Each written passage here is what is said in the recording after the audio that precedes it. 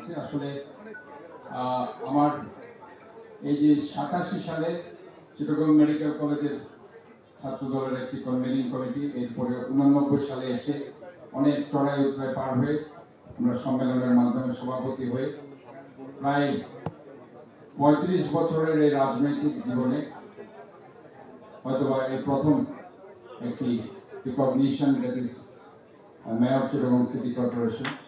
তো আমি মনে করি এই পদটি আমার একার পদ নয়, এই পদটি আমাদের সবার, এখানে যারা উপস্থিত আছে সবার সম্মিলিত প্রয়াসের মাধ্যমে আমি এই মেয়রশিপ আমি পেয়েছি।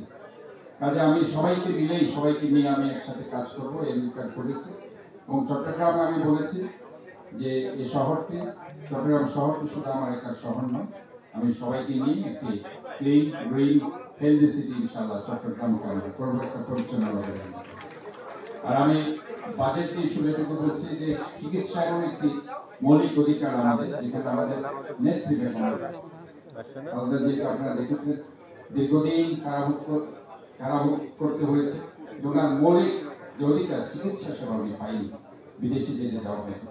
কাজে এই যে একটা চিকিৎসা সেবায় 2% 3% যে একটি বাজেট, সেটাকে অবশ্যই বাড়াতে হবে। আমরা মনে করি যে ইনশাআল্লাহ আমাদের দল জননেতা জনাব তারেক রহমানের নেতৃত্বে, আমাদের নেতৃত্বে বাংলাদেশ জাতীয়তাবাদী দলের সুযোগ্য নেতৃত্বে বাজেট ইনশাআল্লাহ সেটা 10%-এর উপরে যাবে বলে আমরা বিশ্বাস করি, এবং এটাই হওয়া উচিত বলে আমরা মনে করি।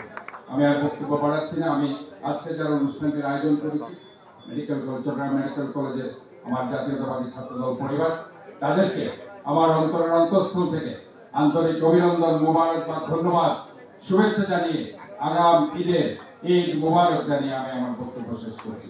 আল্লাহ হাফেজ।